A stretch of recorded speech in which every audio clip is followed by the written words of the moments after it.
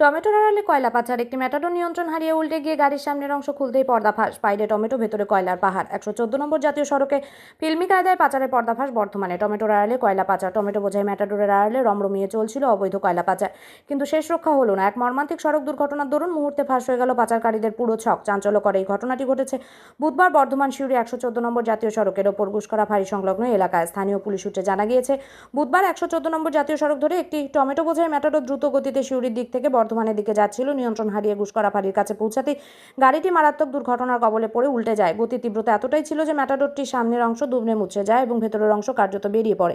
দুর্ঘটনার বিকট শব্দ শুনে স্থানীয় বাসিন্দারা দ্রুত উদ্ধার কাজে এগিয়ে আসেন, কিন্তু উদ্ধার কাজ চালাতে গিয়েই তাদের চোখ চড়ক গাছে। দেখা যায় বাইরে থেকে টমেটোর ক্যারেট সাজিয়ে রাখা হলেও গাড়ির মূল কাঠামোর ভেতরে গোপন খোপ বানিয়ে লুকিয়ে রাখা আছে বিপুল পরিমাণ বেআইনি কয়লা। দুর্ঘটনার ধাক্কায় গাড়ির সামনের অংশ ক্ষতিগ্রস্ত হয়। সেই গোপন কয়লার ভান্ডার জনসমক্ষে চলে আসে। খবর পেয়ে দ্রুত ঘটনাস্থলে পৌঁছায় গুসকরা ফাঁড়ির পুলিশ এসে দুর্ঘটনাগ্রস্ত গাড়িটিকে বাজেয়াপ্ত করেছে এবং কয়লা উদ্ধার করেছে। টমেটো পরিবহনের অজুহাতে কিভাবে এই আন্তর্জাতিক বা আন্তঃজেলা পাচার চক্র সক্রিয় ছিল এবং এর পেছনে কাদের হাত রয়েছে তা খতিয়ে দেখতে জোরদার তদন্ত শুরু করেছে গুসকরা ফাঁড়ির পুলিশ। চালক ও খালাসি পলাতক নাকি আহত সেই বিষয়ে খোঁজ নেওয়া হচ্ছে। জাতীয় সড়কের ওপর দিনে দুপুরে এমন অভিনব পদ্ধতিতে কয়লা পাচারের ঘটনায় এলাকায় ব্যাপক চাঞ্চল্যের সৃষ্টি হয়েছে। সকালবেলা এসে দেখছি যে গাড়িটা অ্যাক্সেল বা গুল্লা কেটে বাঁ দিকে পড়ে রয়েছে। বাঁ দিকে পড়ে থাকাতে দেখছি গাড়িটা পাল্টিয়ে হওয়ার মতন ব্যবস্থা। এবারে সেখানে দেখছি আবার কয়লা রয়েছে, উপরে মাল চাপানো রয়েছে টমেটো, তলায় দেখছি অভিনব কায়দায় কয়লা পাচার হওয়ার মতো ব্যাপার। এই রাস্তায় কি আবার কয়লা পাচার চক্র কি সক্রিয় হয়ে উঠছে বলে মনে করছে? যে এরকম ভাবে এরকম গাড়ি যাচ্ছে কয়লা, আগে তো দেখিনি গাড়িতে কয়লা যাওয়া, এখন দেখছি মানে পাচার হচ্ছে। তার মানে আমরা জিনিসটা দেখলাম এটা আজকে হয়েছে বলে, নাহলে তো আমরা কোনোদিন দেখিনি। অভিনব কায়দায় নিশ্চয়ই যায় এভাবে কয়লা, নাহলে কীভাবে পাচার। কোথা থেকে এই কয়লাগুলোকে আনা হচ্ছে বলে মনে হচ্ছে? আমার যতদূর সম্ভব এটা আপনার আসানসোল ওই সাইড থেকে, আসানসোলেরই নাম্বার গাড়িটা, একমাত্র ওই সাইডে যেখানে কয়লা পাওয়া যায় আমাদের কলিয়ারি সাইড, ওখান থেকে আসছে কয়লা। তো এইদিকে বোলপুর হয়ে কি ঘুরে আসছে পুলিশের চোখে ফাঁকি দেওয়ার জন্য মনে হচ্ছে? পুলিশের চোখে ফাঁকি দেওয়ার জন্য এই কুচকরা এইদিকে যাচ্ছে, কুচকরা হয়ে বর্ধমান হয়ে কোথাও পাচার হবে। এমনকি নতুন কায়দা দেখা গেল যেটা আপনার উপরে টমেটো সবজি আর তলায় কয়লা, এটা মানে দেখা যায় না সম্ভবত। তো এটা বিশাল কোনো মানে বিশাল একটা ব্যাপার।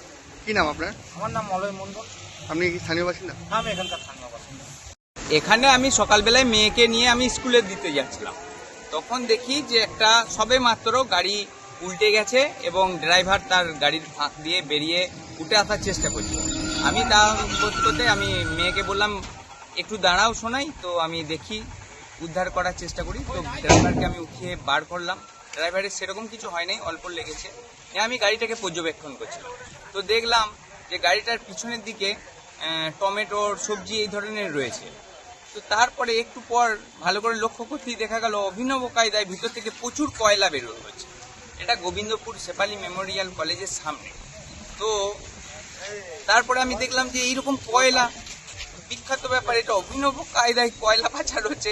কিন্তু আমরা সিনেমাতে দেখেছি, পুষ্পা সিনেমায় কিভাবে নানান রকম কাঠ পাচার হতো। তো এই প্রথম দেখলাম আমি এইভাবেই আর কি।